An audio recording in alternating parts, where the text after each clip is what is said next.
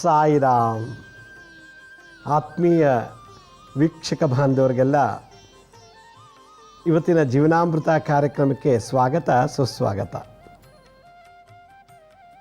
ವೀಕ್ಷಕರೇ, ನಾನು ಕಳೆದ 3 ದಿನದಿಂದ ಕ್ರೋಧಿನಾಮ ಸಂವತ್ಸರ ಈ ಹೊಸ ವರ್ಷದ ಭವಿಷ್ಯವನ್ನು ತಿಳಿಸಿದೆ. ಯಾವ್ಯಾವ ಕ್ಷೇತ್ರದಲ್ಲಿ ಹೇಗೆ ನಡೀತದೆ ಬದುಕು, ಜೀವನ ಹೇಗೆ ಸಾಗುತ್ತೆ ಅಂಥೇಳಿ.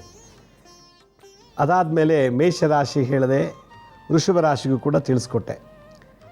ನನಗೆ ಕೆಲವರು ತುಂಬ ಡೀಟೇಲಾಗಿ ಎಪಿಸೋಡ್ ಮಾಡಿ ವರ್ಷ ಭವಿಷ್ಯ ಮತ್ತು ರಾಶಿ ಭವಿಷ್ಯಗಳನ್ನು ಅಂತ ಹೇಳಿ ಕೆಲವು ಮಠಾಧಿಪತಿಗಳು, ಕೆಲವು ವೀಕ್ಷಕರು ನಮ್ಮನ್ನು ಕೇಳಿಕೊಂಡಾಗ ನನಗೆ ಇದನ್ನು ಒಂದು ಅರ್ಧ ಗಂಟೆ ಎಪಿಸೋಡ್ ಮಾಡಬೇಕು ಅಂತೇಳಿ ಸಂಕಲ್ಪ ಮಾಡಿ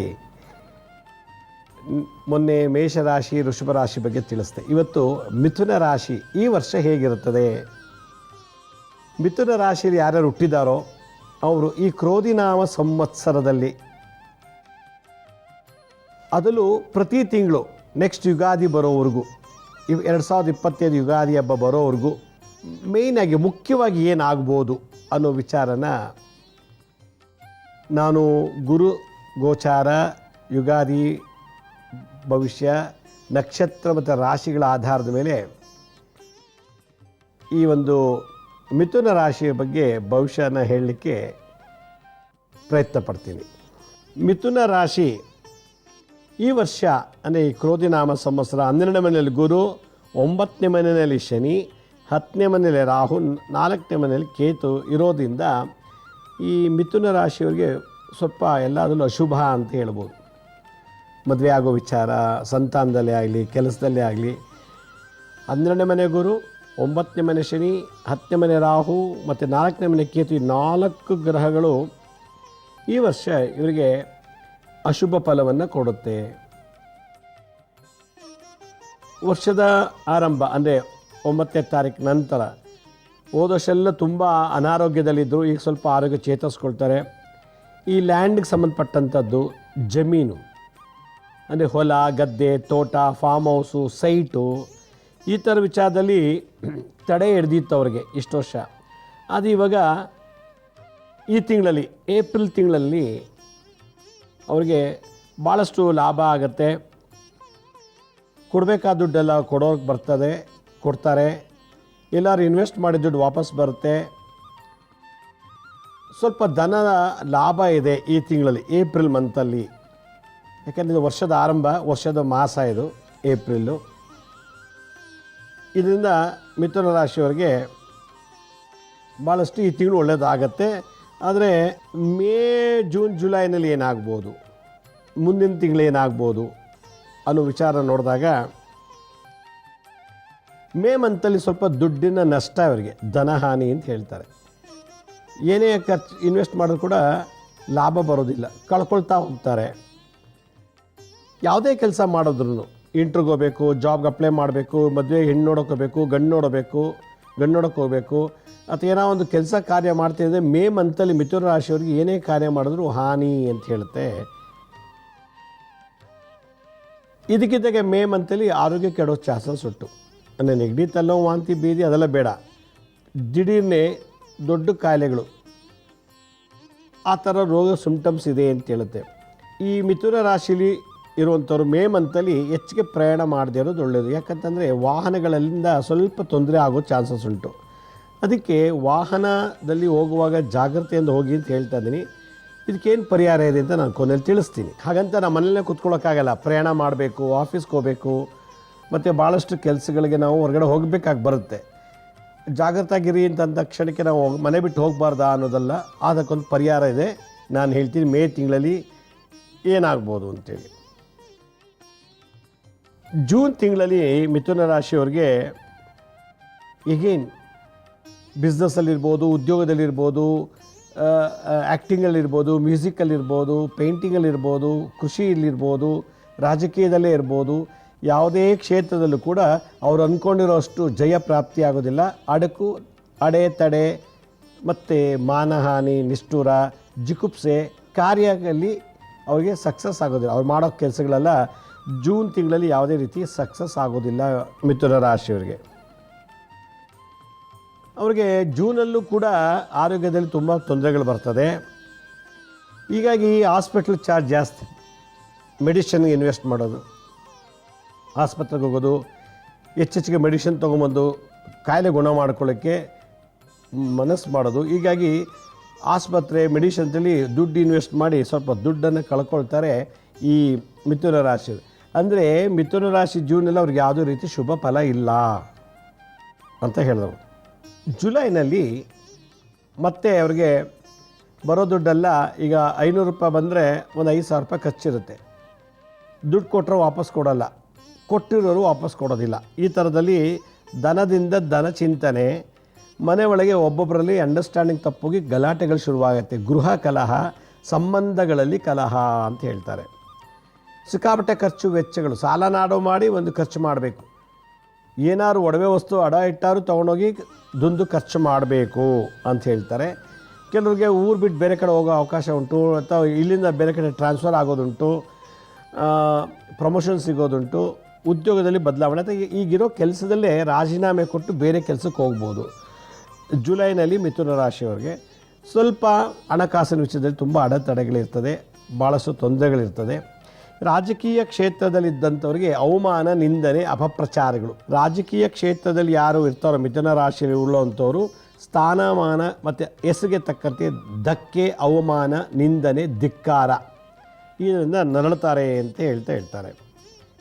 ಇದು ಜುಲೈ ತಿಂಗಳಲ್ಲಿ ಆಗುವಂಥ ಕ್ರೋಧಿನಾಮ ಸಂವತ್ಸರದ ಫಲ.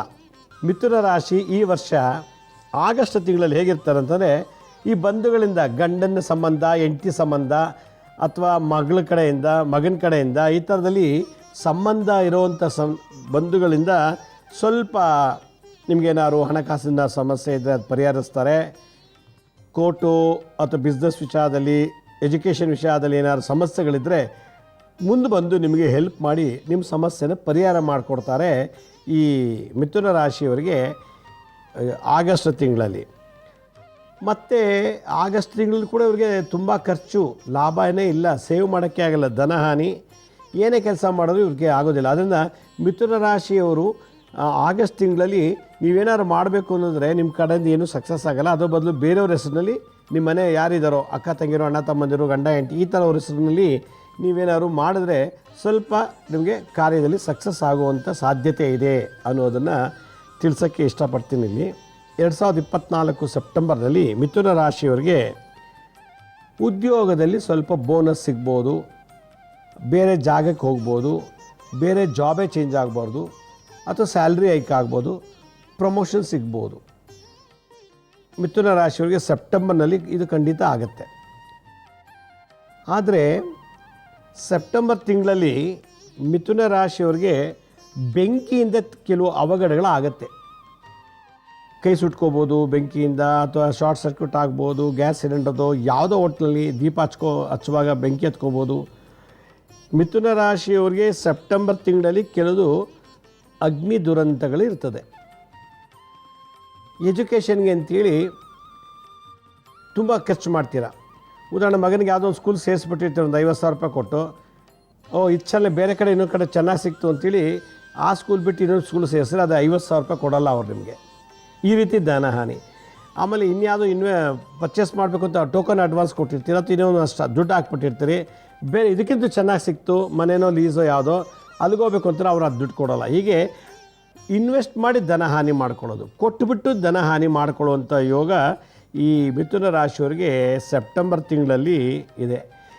ಸೆಪ್ಟೆಂಬರ್ನಲ್ಲಿ ಇವರಿಗೆ ಶೀತದಿಂದ, ಮಳೆಯಿಂದ, ಅಥವಾ ಫ್ರಿಜ್ ವಾಟ್ರು, ಫ್ರಿಜ್ ಐಟಮ್ ತಿನ್ನೋದ್ರಿಂದ, ಏನೋ ಶೀತದಿಂದ ಇವರಿಗೆ ಆರೋಗ್ಯ ಏರುಪೇರು ಆಗಿಬಿಡ್ತದೆ. ಅದರಲ್ಲೂ ಅಸ್ತಮ ಇರೋರು ಭಾಳ ಜಾಗೃತವಾಗಿರಬೇಕು. ಇವರು ಏರುಪೇರು ಆಗ್ತದೆ.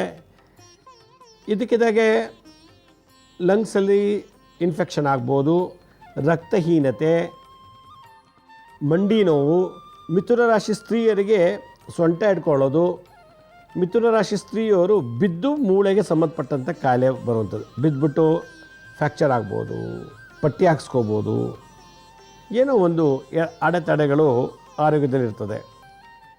ಅಕ್ಟೋಬರ್ ಮಾಸದಲ್ಲಿ ಅಕ್ಟೋಬರ್ ತಿಂಗಳಲ್ಲಿ ಮಿಥುನ ರಾಶಿಯವರಿಗೆ ಸಂಸಾರದಲ್ಲಿ ಮಕ್ಕಳಿಂದ, ಗಂಡಿಂದ, ಹೆಂಡತಿಯಿಂದ ತಾಪತ್ರಗಳು ಶುರುವಾಗಿಬಿಡ್ತದೆ. ಅತ್ತೆ ಮಾವದರಿಂದ ಮೈದಾ, ಬಾಮೈದ, ನಾದ್ನಿ ಇಂಥವ್ರ ಕಡೆಯಿಂದ ಸಂಸಾರದ ಏನಾರು ಒಂದು ಕಿತಾಪತಿ ತಂದು ಆ ಮಂತ್ ಪೂರ್ತಿ ಬರೀ ಗೋಳು, ಟಾರ್ಚರು, ಸಂಸಾರದ ವಿಪರೀತವಾದಂಥ ಕಿರುಕುಳ, ತಾಪತ್ರೆ ಮತ್ತು ಅಡೆತಡೆಗಳು, ನಿಷ್ಠುರಗಳು ಶುರುವಾಗುತ್ತೆ.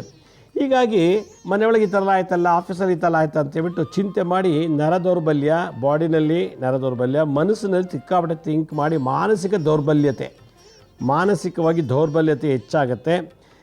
ಅಕ್ಟೋಬರಲ್ಲೂ ಕೂಡ ಬೆಂಕಿಯಿಂದ ಆಗುವಂಥ ತೊಂದರೆಗಳಿದೆ.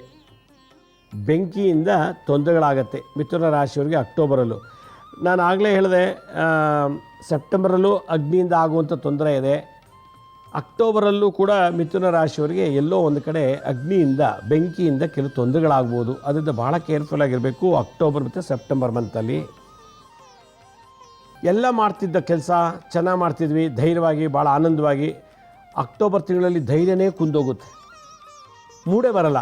ಮನೇಲೆ ಮಲಗಿರೋಣ, ಯಾವ ಕೆಲಸಕ್ಕೆ ಹೋಗೋದು, ಯಾವ ಕೆಲಸನೂ ಮಾಡೋದು ಬೇಡ, ಯಾವುದಕ್ಕೂ ಅಪ್ಲೈ ಮಾಡೋದು ಬೇಡ ಅಂಥೇಳಿ ಒಂಥರ ಭಯಭೀತರಾಗಿ ಧೈರ್ಯವನ್ನು ಕಳ್ಕೊಂಡು ಅಕ್ಟೋಬರ್ ತಿಂಗಳಲ್ಲಿ ಮಿಥುನ ರಾಶಿಯವರು ಏನೂ ಪ್ರೋಗ್ರೆಸ್ ಮಾಡ್ಕೊಳ್ಳಲ್ಲ ಅಂತಂದರೆ ಯಾವುದೇ ಕ್ಷೇತ್ರದಲ್ಲಾಗಲಿ, ವ್ಯಾಪಾರ, ವ್ಯವಹಾರ, ಉದ್ಯೋಗ, ಸಿನಿಮಾ ಕ್ಷೇತ್ರ ಇರ್ಬೋದು, ಲಲಿತ ಕಲಾ ಕ್ಷೇತ್ರ, ರಾಜಕೀಯ, ಶಿಕ್ಷಣ ಕ್ಷೇತ್ರ ಇರ್ಬೋದು, ಈ ಥರದಲ್ಲಿ ಸ್ವಲ್ಪ ತೊಂದರೆ ಆಗ್ತದೆ.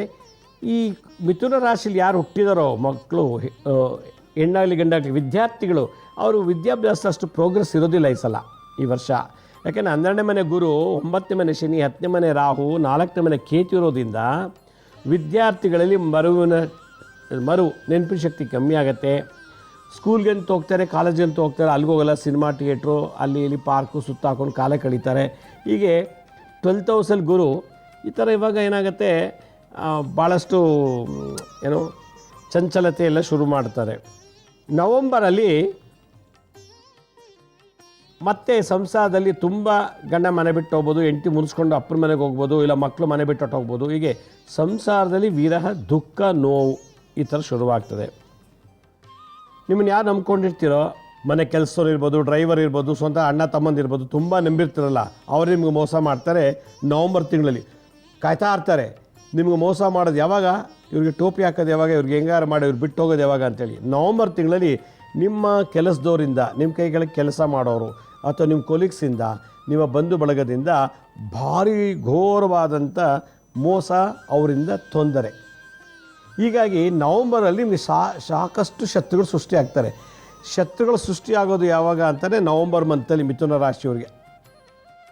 ಹೀಗಾಗಿ ನವಂಬರ್ ತಿಂಗಳಲ್ಲಿ ಭಾಳಷ್ಟು ಜನ ಶತ್ರುಗಳಾಗೋ ಚಾನ್ಸಸ್ ಇರೋದ್ರಿಂದ ನೀವು ಭಾಳ ಕೇರ್ಫುಲ್ಲಾಗಿ ಮಾತುಕತೆ ಆಡಬೇಕು. ಮಾತಿನಿಂದ ಶತ್ರುಗಳನ್ನು ಮಾಡ್ಕೊಳ್ತೀರಾ, ಕೊಡದೆ ಶತ್ರುಗಳನ್ನು ಮಾಡ್ಕೋತೀರಾ, ಕೊಟ್ಟುಬಿಟ್ಟು ಶತ್ರುಗಳು ಮಾಡ್ಕೋತೀರಾ. ನವಂಬರ್ ತಿಂಗಳಲ್ಲಿ ಶತ್ರುಗಳ ಒಂದು ಸೈನ್ಯ ಉತ್ಪತ್ತಿ ಆಗುತ್ತೆ ಮಿಥುನ ರಾಶಿಯವರಿಗೆ. ಡಿಸೆಂಬರ್ನಲ್ಲಿ 2024 ಡಿಸೆಂಬರ್ ಮಂತಲ್ಲಿ ಸ್ವಲ್ಪ ಆರೋಗ್ಯ ಕಡೆ ಗಮನ ಕೊಟ್ಟು ಈಗ ಆರೋಗ್ಯ ವೃದ್ಧಿ ಆಗುತ್ತೆ. ಮತ್ತು ಬಂಧುಗಳು ಬಂದು ಏನೋ ಒಂದು ಸಹಾಯ ಮಾಡ್ತಾರೆ ನಿಮಗೆ ಬಂಧುಗಳಿಂದ. ನವಂಬರಲ್ಲಿ ಏನು ಧೈರ್ಯ ಕುಂದೋಗಿತ್ತೋ ಈಗ ಧೈರ್ಯ ಜಾಸ್ತಿ ಆಗುತ್ತೆ ಚಂದ್ರಗ್ರಹದಿಂದ. ಅದರಿಂದ ಧೈರ್ಯ, ಮನೋರೋಗಗಳ ನಿವಾರಣೆಯಾಗಿ ಧೈರ್ಯ ಹೆಚ್ಚೆಚ್ಚಿಗೆ ವೃದ್ಧಿಯಾಗತ್ತೆ. ಇದು ಡಿಸೆಂಬರ್ ಮಂತಲ್ಲಿ. ಜನವರಿಯಲ್ಲಿ ಪುನಃ ಆರೋಗ್ಯ ಹಾನಿ, ಮಾನಹಾನಿ, ಧನನಾಶ, ಧನನಷ್ಟ, ನಿಷ್ಠೂರ ಮತ್ತು ಕಳ್ಳತನದಿಂದ ದುಃಖ. ಜನವರಿನಲ್ಲಿ ಮತ್ತೆ ಆರೋಗ್ಯ ಕೆಡುತ್ತೆ. ಸಿಕ್ಕಾಪಟ್ಟೆ ಮನೆ ಮುಂದೆ ಬಂದು ಗಲಾಟೆ ಮಾಡ್ಬೋದು ಅಥವಾ ಅವಮಾನ ಮಾಡ್ಬೋದು, ನಿಮ್ಮ ಬಗ್ಗೆ ಅಪಪ್ರಚಾರ ಮಾಡ್ಬೋದು. ಧನನಾಶ, ಇದ್ದಕ್ಕಿದ್ದಾಗಿ ಕಳ್ಳತನದಿಂದ ನಾಶ ಆಗುವಂಥ ಚಾನ್ಸಸ್ ಉಂಟು. ಹೀಗೆ ಮಿಥುನ ರಾಶಿಯವರಿಗೆ ಓವರಾಲ್ ಹೇಳೋದಾದರೆ ಮಿಥುನ ರಾಶಿಯವರಿಗೆ ಈ ವರ್ಷ ಭಾಳ ತುಂಬ ಅಂತ ಶುಭ ಅಲ್ಲ ಅಂತ ನನ್ನ ಅಭಿಪ್ರಾಯ. ಯಾಕೆಂದರೆ ಆ 4 ಗ್ರಹಗಳು 4 ಮನೆ ಹೇಗೆ ತೋರಿಸ್ತಾ ಇದೆ ಅಂತ. ಅದರಿಂದ ಮಿಥುನ ರಾಶಿಯವರು ಸ್ವಲ್ಪ ಸಾಕಷ್ಟು ಚಿಂತನೆ ಮಾಡಿ ಪರಿಹಾರ ಮಾಡಿಕೊಂಡ್ರೆ ಭಾಳ ಒಳ್ಳೆಯದು ಅಂತ ನನ್ನ ಅಭಿಪ್ರಾಯ. ಕ್ರೋಧಿನಾಮ ಸಂವತ್ಸರ ಮಿಥುನ ರಾಶಿಯವ್ರಿಗೆ ಫೆಬ್ರವರಿ ತಿಂಗಳಲ್ಲಿ ಏನಿರ್ಬೋದು ಭವಿಷ್ಯ ಅಂತಂದಾಗ, ಮತ್ತೆ ಅವ್ರು ಯಾವ ಕೆಲಸ ಮಾಡೋದು ಕೂಡ ಯಾರು ಬಂದು ತೊಂದರೆ ಮಾಡೋಗ್ತಾರೆ, ಇಲ್ಲ ಅವರಾಗಿದ್ದು ಅವರು ತೊಂದರೆ ಮಾಡ್ಕೊಂಡು ಕೆಲಸನ ಹಾನಿ ಮಾಡ್ಕೊಂಡ್ಬಿಡ್ತಾರೆ ಮಿಥುನ ರಾಶಿಯವರು. ಸಂಸಾರದಲ್ಲಿ ಭಾಳ ಚಿಂತೆ, ಮಗಳೇ ಯಾವ ಜೊತೆಲ್ಲ ಓಡೋಗ್ಬೋದು, ಅಥವಾ ಮಗ ಇನ್ಯಾರೋ ಮದುವೆ ಮಾಡ್ಕೊಂಬರ್ಬೋದು, ಇಲ್ಲ ಗಂಡ ಇನ್ನೊಂದು ಸವಾಸ ಇರ್ಬೋದು, ಇಲ್ಲ ಹೆಂಡತಿ ಇನ್ನೊಬ್ಳು ಸವಾಸ ಇರ್ಬೋದು. ಸಂಸಾರದಲ್ಲಿ ಹಿಂಗೆ ಆಗೋಯ್ತಲ್ಲ, ಈ ಥರ ಆಗ್ತಾಯಿಲ್ಲ, ಏನು ಕರ್ಮ ಮಾಡಿದ್ನೋ, ಏನು ತಪ್ಪೋ ಏನೋ ಅಂಥೇಳಿ ಸಂಸಾರದಲ್ಲಿ ಚಿಂತೆ. ಫೆಬ್ರವರಿ ಮಂತ್ ಪೂರ್ತಿ ಸಿಕ್ಕಾಪಟ್ಟೆ ಟ್ರಾವೆಲ್ ಮಾಡಿ ಆರೋಗ್ಯ ಕೆಡಿಸ್ಕೋತಾರೆ. ಫೆಬ್ರವರಿಯಲ್ಲಿ ಯಾರು ತುಂಬ ನಂಬ್ಕೊಂಡಿರ್ತಾರೋ ಅವರೇ ಮೋಸ ಮಾಡಿ ನಿಮ್ಗೆ ಆರೋಗ್ಯ ಕೆಡಿಸ್ಬಿಡ್ತಾರೆ.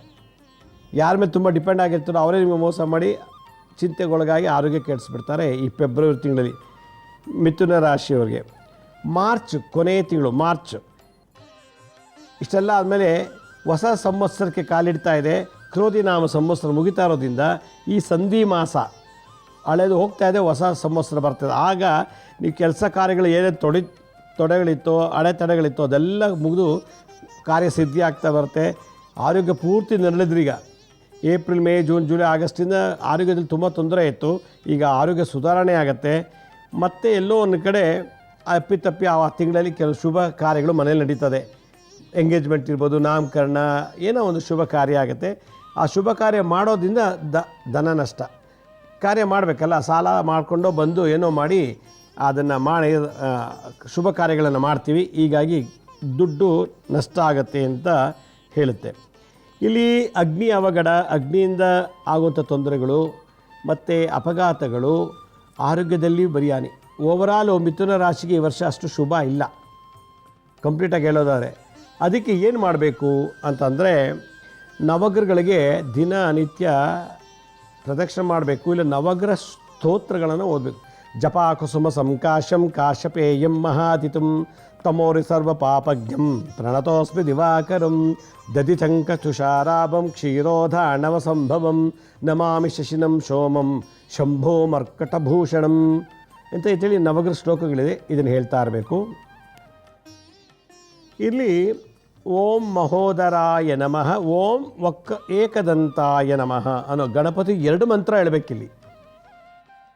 ಓಂ ಮಹೋದರಾಯ ನಮಃ, ಓಂ ಏಕದಂತಾಯ ನಮಃ, ಓಂ ಮಹೋದರಾಯ ನಮಃ, ಓಂ ಏಕದಂತಾಯ ನಮಃ 2 ಮಂತ್ರ ಹೇಳಬೇಕು ಇವರು ಮಿಥುನ ರಾಶಿಯವರು. ಶೂದ್ರರಿಗೆ, ಬ್ರಾಹ್ಮಣರಿಗಲ್ಲ, ಕ್ಷತ್ರಿಯರಿಗೂ ಅಲ್ಲ, ವೈಶ್ಯಸಲ್ಲ, ಶೂದ್ರರು. ಆ ಶೂದ್ರರಿಗೆ ಊಟ ಕೊಡೋದು, ಬಟ್ಟೆ ಕೊಡೋದು, ಒಂದು ಹಣ್ಣು ಕೊಡೋದು, ₹1 ಕಾಯಿನ್ ಕೊಡೋದು, ಕುಡಿಯೋಕ್ಕೆ ಹಾಲು ಕೊಡೋದು, ಹಾಲು ದಾನ, ಇದೆಲ್ಲ ಮಾಡಬೇಕು. ವಿಷ್ಣು ಸಹಸ್ರನಾಮ ಹೇಳೋದ್ರಿಂದ ಈ ವರ್ಷ ಪೂರ್ತಿ ಅವ್ರಿಗೆ ಒಳ್ಳೆಯದಾಗತ್ತೆ.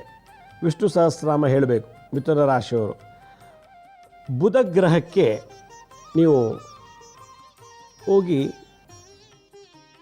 ಯಾವುದೋ ಒಂದು ಸಂಪಿಗೆ ಹೂವು ಇಲ್ಲ ಶ್ರೀಗಂಧ, ಸಂಪಿಗೆ ಹೂವು ಇಲ್ಲ ಶ್ರೀಗಂಧನ ಆ ಬುಧ ಗ್ರಹಕ್ಕೆ ಹಚ್ಚಕ್ಕೆ ಪುರೋಹಿತರು ಕೊಡಬೇಕು. ಬುಧ ಗ್ರಹಕ್ಕೆ ಹಚ್ಚಿ, ಇನ್ಯಾರಿಗೂ ಹಚ್ಚಬೇಡಿ ಅಂತೇಳಿ. ಬುಧ ಗ್ರಹಕ್ಕೆ ಇದು ವಿಷ್ಣು ಸಹಸ್ರನಾಮ ಹೇಳೋದು, ಗಣಪತಿ ಮಂತ್ರ ಹೇಳೋದು ಎಲ್ಲ ಹೇಳಿದೆ. ಶೂದ್ರರಿಗೆ ದಾನ ಏನಾದ್ರು ಒಂದು ಮಾಡ್ತಾ ಇರಬೇಕು. ಆಗ ನಿಮಗೆ ಆರೋಗ್ಯ ವೃದ್ಧಿ ಆಗುತ್ತೆ, ಧನಹಾನಿ ಕಮ್ಮಿ ಆಗುತ್ತೆ. ಶೂದ್ರ ಋಣ ಇರೋದ್ರಿಂದ ಮಿಥುನ ರಾಶಿಯವರಿಗೆ ಈ ದೋಷ ಬಂದಿರೋದು ಪೂರ್ವಜನ್ಮದ್ದು. ಅದಕ್ಕೆ ಈ ವರ್ಷ ನೀವು ಯಾವ್ಯಾವ ವರ್ಷ ಓದ್ ಜನ್ಮದಲ್ಲಿ ಯಾವ ವರ್ಷ ಏನು ತೊಂದರೆ ಕೊಟ್ಟಿದ್ರೋ ಅದ್ರ ಫಲ ಈ ಜನ್ಮದಲ್ಲಿ ಆ ವರ್ಷ ಬಂದಾಗ ನಿಮಗೆ ಬಡ್ಡಿ ಸಮೇತ ವಸೂಲಿ ಮಾಡುತ್ತೆ, ಹಿಂಸೆ ಕೊಡುತ್ತೆ, ಪನಿಷ್ಮೆಂಟ್ ಮಾಡುತ್ತೆ. ಸಂವತ್ಸರದ ಇದೊಂದು ವಿಶೇಷತೆ. ಮಿಥುನ ರಾಶಿಯವರು ಬೀಸಣಿಗೆಯನ್ನು ದಾನ ಮಾಡಬೇಕು. ಬೀಸಣಿಗೆ ವೃದ್ಧಾಶ್ರಮಕ್ಕೆ, ಅನಾಥಾಶ್ರಮಕ್ಕೆ, ದೇವಸ್ಥಾನಗಳಿಗೆ, ಸಾರ್ವಜನಿಕರಿರೋ ಜಾಗದಲ್ಲಿ ಫ್ಯಾನ್ಗಳೆಲ್ಲ ಹಾಕೋದು, ಸೀಲಿಂಗ್ ಫ್ಯಾನ್ ಹಾಕ್ಸೋದು, ಇಲ್ಲ ಸ್ಟ್ಯಾಂಡ್ ಫ್ಯಾನ್ಗಳು ಕೊಡೋದು, ಇದು ಯಾವುದೂ ಇಲ್ಲ, ಬೀಸಣಿಗೆನ ಕೊಡೋದು. ದೇವಸ್ಥಾನಗಳಿಗೆ ಚಾಮರವನ್ನು ಕೊಡ್ಬೋದು ಮಿಥುನ ರಾಶಿಯವರು. ಬೀಸಣಿಗೆ ಕೊಡೋದ್ರಿಂದ ಭಾಳ ಒಳ್ಳೆಯದು. ಸದಾ ಕೂತ್ಕೊಂಡು ಧ್ಯಾನ ಮಾಡಬೇಕು. ಧ್ಯಾನ ಮಾಡೋದ್ರಿಂದ ಇವರಿಗೆ 180% ಪರಿಹಾರ ಆಗಿಬಿಡ್ತದೆ. ಧ್ಯಾನ ಸರಿಯಾದ ಗುರುವಿನಿಂದ ಧ್ಯಾನವನ್ನು ಉಪದೇಶ ಮಾಡಿಸ್ಕೊಳ್ಬೇಕು. ಧ್ಯಾನ ಮಾಡೋದು ಹೇಗೆ ಅಂತ ಕಲ್ತ್ಕೊಂಡು ಧ್ಯಾನ ಮಾಡಿ. ಮಾನಸಿಕವಾಗಿ ಮಂತ್ರಗಳನ್ನು ಜಪ ಮಾಡೋದಕ್ಕೆ. ಇದು ವಾಯುತತ್ವ ರಾಶಿ ಮಿಥುನ ರಾಶಿ. ಮಿಥುನ ರಾಶಿ ವಾಯುತತ್ವ ರಾಶಿ ಆಗಿರೋದ್ರಿಂದ ಜೋರಾಗಿ ಹೇಳಬಾರ್ದು. ಮನಸ್ಸಲ್ಲೇ ಮಾನಸಿಕವಾಗಿ ಜಪ ಮಾಡಬೇಕು, ಧ್ಯಾನ ಮಾಡಬೇಕು, ಬೀಸಣಿಗೆಯನ್ನು ಧ್ಯಾನ ಮಾಡಬೇಕು.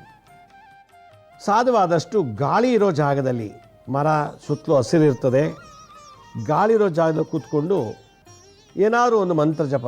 ಓಂ ಮಹೋದರಾಯ ನಮಃ, ಓಂ ಏಕದಂತಾಯ ನಮಃ, ಓಂ ಮಹೋದರಾಯ ನಮಃ, ಓಂ ಏಕದಂತಾಯ ನಮಃ ಅಂಥೇಳಿ ಗಾಳಿ ಇರುವಂಥ ಜಾಗದಲ್ಲಿ, ತುಂಬ ಗಾಳಿ ಬರೋ ಜಾಗ, ಟೆರೆಸ್ ಮೇಲೆ ಮರಗಳಿರೋದು, ಪಾರ್ಕ್ ಹತ್ರ, ಕಾಡು ಬೆಟ್ಟ ನಿರ್ಜನವಾದ ಪ್ರದೇಶ, ತುಂಬ ಚೆನ್ನಾಗಿ ಗಾಳಿ ಬರಬೇಕು, ಆ ವಾಯು ಗಾಳಿ, ಆ ಗಾಳಿ ಜಾಗದಲ್ಲಿ ಜಪ ಮಾಡೋದ್ರಿಂದ ಮಿಥುನ ರಾಶಿಗೆ ಭಾಳಷ್ಟು ಒಳ್ಳೆಯದಾಗತ್ತೆ. ಹೀಗಾಗಿ ಸ್ಟೂಡೆಂಟ್ಸ್ಗಳು, ಎಲ್ಲ ವಯಸ್ಸಿನವರು, ಪ್ರೇಮಿಗಳಿಗೆ ಈ ವರ್ಷ ಭಾಳ ತುಂಬ ತೊಂದರೆ ಇದೆ. ಎಂಗೇಜ್ಮೆಂಟ್ ಆಗಿದ್ರು ಕೂಡ ಕ್ಯಾನ್ಸಲ್ ಆಗುತ್ತೆ, ಮದುವೆ ಆಗಿದ್ರು ಕೂಡ ಡೈವರ್ಸ್ ಆಗೋ ಚಾನ್ಸಸ್ ಉಂಟು ಮಿಥುನ ರಾಶಿಯಲ್ಲಿ, ಯಾಕೆಂದರೆ ರಾಹು ಕೇತು ಪ್ರಭಾವದಿಂದ.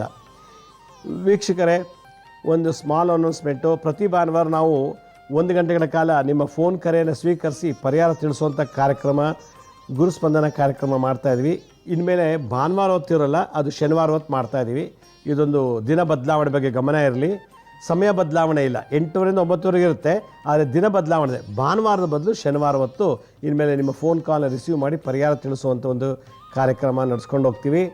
ನಮ್ಮ ಹಳೆ ಸಂಚಿಕೆಗಳನ್ನ ಯಾರು ನೋಡೋಕ್ಕಾಗಿಲ್ವೋ, ನಮ್ಮ ಶಿರಡಿ ಸಾಯಿ ಭಿಕ್ಷಾ ಕೇಂದ್ರ ಮತ್ತು ಹೆಲ್ತ್ ಸೈನ್ಸ್ ಅಂತ 2 ಯೂಟ್ಯೂಬ್ ಚಾನಲ್ ಇದೆ. ಇನ್ನೊಂದು SSBK ಜ್ಞಾನೋದಯ ಅಂತ ಒಂದು ಮ್ಯೂಸಿಕ್ ಚಾನಲ್ ಇದೆ. 3ಕ್ಕೂ ಸಬ್ಸ್ಕ್ರೈಬ್ ಮಾಡ್ಕೊಳ್ಳಿ. ಪಕ್ಕದ ಬೆಲ್ ಬಟನ್ ಪ್ರೆಸ್ ಮಾಡಿ, ನೋಡಾದ್ಮೇಲೆ ಲೈಕ್ ಅನ್ನೋ ಬಟನ್ ಪ್ರೆಸ್ ಮಾಡಿ. ಆಮೇಲೆ ಆ ಲಿಂಕನ್ನು ನಿಮ್ಮ ಬಂಧು ಮಿತ್ರರಿಗೆ ವಾಟ್ಸಪ್ ಮುಖಾಂತರ ಅಥವಾ ಇಮೇಲ್ ಮುಖಾಂತರ ಶೇರ್ ಮಾಡಿ. ಗುರುಜಿ ಲಕ್ಷ್ಮೀ ಶ್ರೀನಿವಾಸ್ ಅಂತೇಳಿ ಫೇಸ್ಬುಕ್ಕಲ್ಲಿ, ಟ್ವಿಟರಲ್ಲಿ, ಇನ್ಸ್ಟಾಗ್ರಾಮ್ನಲ್ಲಿ, ಲಿಂಕ್ಡ್ಇನ್ನಲ್ಲಿ ಎಲ್ಲ ಕಡೆ ಕೂಡ ಇನ್ಫಾರ್ಮೇಷನ್ ಲಭ್ಯ ಇದೆ. ಅಲ್ಲೂ ಕೂಡ ನೀವು ಇನ್ಫಾರ್ಮೇಷನ್ನ ನೀವು ಪಡ್ಕೋಬೋದು. ಕೊನೆಯದಾಗಿ ಅಪಾಯಿಂಟ್ಮೆಂಟ್ಸ್ ಬೇಕು ಅಂತೇಳಿ ಭಾಳಷ್ಟು ಜನ ಫೋನ್ ಮಾಡ್ತಾಯಿದ್ರು.